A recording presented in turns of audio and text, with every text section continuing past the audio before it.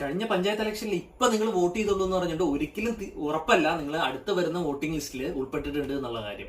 അപ്പൊ ഞാൻ കരട് പട്ടികയിൽ എങ്ങനെ ചെക്ക് ചെയ്യാന്നുള്ള കാര്യം സിംപ്ലി പറഞ്ഞുതരാം. നിങ്ങളോ നിങ്ങളുടെ ഫാമിലിയിലുള്ള ആരെങ്കിലും അതൊന്ന് മിസ്സായിട്ടുണ്ട് എന്നുണ്ടെങ്കിൽ ജസ്റ്റ് ചെക്ക് ചെയ്യുക. കാരണം വരുന്ന 22, 23 വെറും 5 ദിവസം 6 ദിവസം 7 ദിവസമേ മാക്സിമം ഉള്ളൂ നമുക്ക് എന്തെങ്കിലും ആക്ഷേപങ്ങൾ ഉണ്ടെങ്കിൽ ഇത് ചെയ്യാൻ. ഇത് ഭയങ്കര സിമ്പിൾ ആണ്, നിങ്ങൾക്ക് ഒരു മിനിറ്റ് പോലും വേണ്ട. അപ്പൊ ഡയറക്റ്റ്ലി എങ്ങനെ വരുന്നതെന്ന് ഞാൻ ഡയറക്റ്റ്ലി തന്നെ പറഞ്ഞു തന്നേക്കാം. ഗൂഗിളിൽ ഇറോൾ ഡ്രാഫ്റ്റ് കേരള എന്ന് അടിച്ചു കഴിഞ്ഞാൽ നമുക്കത് രണ്ടാമത് വരുന്ന ഓപ്ഷനാണ് ഡൗൺലോഡ് ഇറോൾ EC എന്ന് പറയുന്നത്.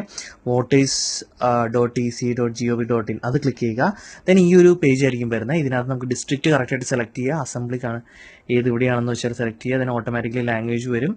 ദെൻ അവിടെ ക്യാപ്ച അടിക്കേണ്ട ആവശ്യമുണ്ട്. പിന്നെ ഡൗൺലോഡ് കൊടുക്കുന്നതിന് മുമ്പ് തന്നെ ഏതാണ് ബൂത്ത് അത് കറക്റ്റായിട്ട് സെലക്ട് ചെയ്യുക. ദെൻ ബൂത്ത് സെലക്ട് ചെയ്തതിനു ശേഷം ബൂത്ത് നിങ്ങൾക്ക് അറിയാൻ പാടില്ല എന്നുണ്ടെങ്കിൽ ജസ്റ്റ് സ്ക്രോൾ ചെയ്ത് നോക്കുക.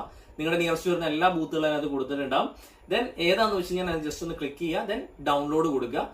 ചെക്ക് ചെയ്ത് നോക്കുക നിങ്ങൾ ഉണ്ടോ ഇല്ലയോ എന്നുള്ള കാര്യം. ഇനി ഉണ്ടെങ്കിലും ഇല്ലെങ്കിലും ഇപ്പൊ ഇല്ല എന്നാണെങ്കിൽ, ഉണ്ടെങ്കിൽ നിങ്ങൾ ഓൾറെഡി അടുത്ത് വരുന്ന SIR ലിസ്റ്റിൽ ഓൾറെഡി ഇൻക്ലൂഡ് ആണ് വരുന്നത്. ഇനി ഇല്ല എന്നാണെങ്കിൽ ഫോം 6 വെച്ചിട്ട് ഭയങ്കര സിമ്പിൾ ആയിട്ട് തന്നെ ഇത് കൊടുക്കാൻ പറ്റും. നമുക്ക് വീണ്ടും അതിനകത്ത് എൻറോൾ ആവാൻ പറ്റും. അപ്പൊ വരുന്ന 22, 23 മുമ്പ് ഞാൻ ഒന്നുകൂടെ മെൻഷൻ ചെയ്യുവാണ്, അത് കൊടുത്തിരിക്കണം. ഇതുപോലെ തന്നെ 18 വയസ്സ് ജസ്റ്റ് ആയേക്കുന്നവരോ അല്ലെങ്കിൽ ആവാൻ പോകുന്നവരോ 1-2 മാസം ഉള്ളവര് ഈ SIR ലിസ്റ്റിലൂടെ കൊടുത്തേക്കുക. ആകെ ഇതിനകത്ത് വേണ്ടതെന്ന് പറയുന്നത് അതിനകത്ത് അവർ മെൻഷൻ ചെയ്തിരിക്കുന്ന ഡേറ്റ് ഓഫ് ബർത്ത് കൺഫേം ചെയ്യുന്ന ഒരു സർട്ടിഫിക്കറ്റും അതേപോലെ തന്നെ അഡ്രസ് പ്രൂഫും ആണ് കാണിച്ചിരിക്കുന്നത് പറയുന്നത്.